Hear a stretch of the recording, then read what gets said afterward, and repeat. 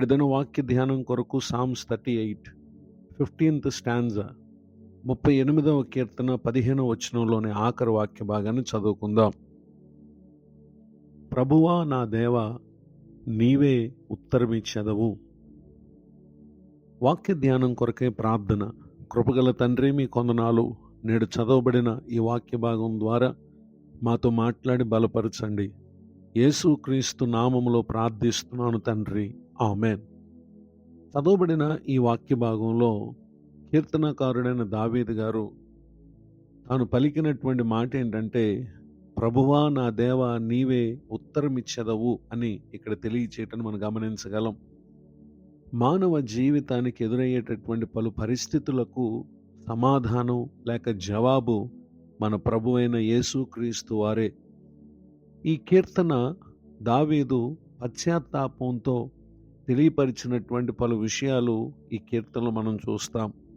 ఇలాంటి కీర్తనలు 6వ కీర్తన, 31వ కీర్తన, 32వ కీర్తన, 51వ కీర్తన కూడా ఇలాంటి విషయాలను తెలియచేసేటటువంటి కీర్తనలు. దావీదు తాను ఎదుర్కొన్నటువంటి పలు శరీర సంబంధమైన, మానసిక సంబంధమైన, తన స్నేహితులు తనను నిర్లక్ష్యంగా వ్యవహరించినటువంటి సందర్భాలన్నిటిని కూడా తాను జ్ఞాపకం చేసుకుంటూ ఈ కీర్తనలో పలికినటువంటి మాట 15th స్టాంజా 15వ చరణంలో, యెహోవా నీ కొరకే నేను కనిపెట్టుకొని ఉన్నాను, నా కాలు జారిన ఎడల వారు నా మీద అతిశయపడుదురని నేను అనుకొనుచున్నాను. ప్రభువా నా దేవా, నీవే ఉత్తరమిచ్చెదవు అని ఇక్కడ తెలియచేయటం మనం గమనించగలం. ఈ కీర్తనలో తాను పలికినటువంటి కొన్ని విషయాలను మనం పరిశీలన చేసినట్లయితే, 4th స్టాంజా 4వ చరణం, నా దోషములు నా తల మీదుగా పొర్లిపోయినవి. కీర్తనకారుడైనటువంటి దావీదు తన అపరాధాలను ఇక్కడ జ్ఞాపకం చేసుకుంటున్నాడు. నిజమే, చాలామంది తమ జీవితంలో ఏదైనా సమస్య వస్తే తాము మంచివారమని, ఏ విధమైనటువంటి పాపం లేని వారమని పలు విషయాలలో ప్రభువుపై నిందలు మోపేటటువంటి వారుగా ఉంటారు. కానీ ప్రతి మనుషుడు తనకెదురైనటువంటి ప్రతి సమస్యలో, శోధనలో తన స్థితి ఏదో ఒక్కసారి పరిశీలన చేసుకోవాలి. తన పాపములేవో, అపరాధములేవో ఖచ్చితంగా మనం ఒకసారి జ్ఞాపకం చేసుకోవాలనేటటువంటి విషయాన్ని ఇక్కడ దావీదు గారు తనను తాను పరిశీలన చేసుకుంటున్నటువంటి విషయం ద్వారా ఇక్కడ మనం చూస్తూ ఉన్నాం. 6th స్టాంజా 6వ చరణం, నేను శ్రమ చేత మిక్కిలి కృంగియున్నాను, దినమెల్లా దుఃఖాక్రాంతుడై సంచరించుచున్నాను అని చెప్పటను మనం గమనించగలం.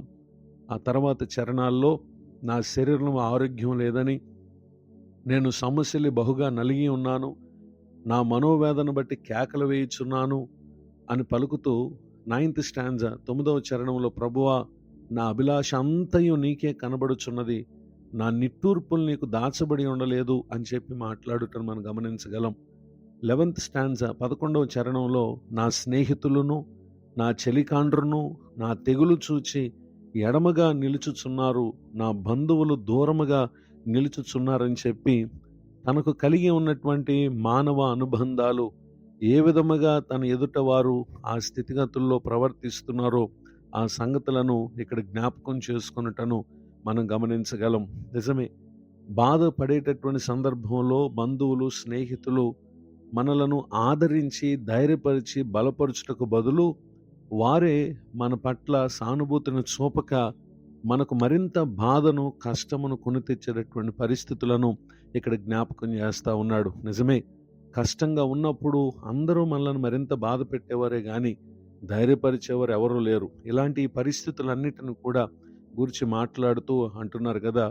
12th స్టాంజా 12వ చరణంలో, నా ప్రాణము తీయజూచువారు ఉరులు ఒడ్డుచున్నారు, నాకు కీడు చేయ చూచువారు హానికరమైన మాటలు పలుకుచు దినమెల్లా కపటోపాయములు పన్నుచున్నారు అని తెలియచేయటను మనం గమనించగలం. మరి ఇలాంటి పరిస్థితుల్లో ఏ విధంగా తాను తన మనసులో స్పందిస్తున్నారు అనేటటువంటి విషయాలను మనం చూస్తే, 13th స్టాంజా 13వ చరణంలో, చెవిటివాడనైనట్టు నేను వెనకయున్నాను, మోగవాడనైనట్టు నోరు తెరుచుట మానితిని. 14th స్టాంజా 14వ చరణంలో, నేను వినలేని వాడనైతిని, ఎదురు మాట పలుకలేని వాడనైతిని. ఈ మాటలు వింటున్నటువంటి ప్రియ సహోదరి సహోదరులు, ప్రభునందు విశ్వాసం ఉంచినటువంటి మనము మరి ముఖ్యంగా కలిగి ఉండవలసినటువంటి స్థితి ఇప్పుడు మనం చదివినటువంటి ఈ వాక్య భాగాలు తెలియపరుస్తున్నటువంటి స్థితి. నిజమే, మనము కూడా విన్న ప్రతి మాటను మన మనసులో పెట్టుకుంటే మరింత కృంగిపోతాం. గనుకనే ఆ పరిస్థితుల్లో ఏ విధంగా ప్రవర్తించాలంటే చెవిటి వారంగా, మూగవారంగా, వినలేని వారంగా, ఎదురు మాట పలకలేని వారంగా మనం ఉండి చేయవలసినటువంటి ముఖ్యమైన పని ఏంటంటే 15th స్టాంజా 15వ చరణంలో యెహోవా నీ కొరకే నేను కనిపెట్టుకుని ఉన్నాను. ఈ విధమైనటువంటి మనసుతో మనం ఉన్నప్పుడు నిశ్చయముగా ప్రభువారు మనకు జవాబునిస్తారు.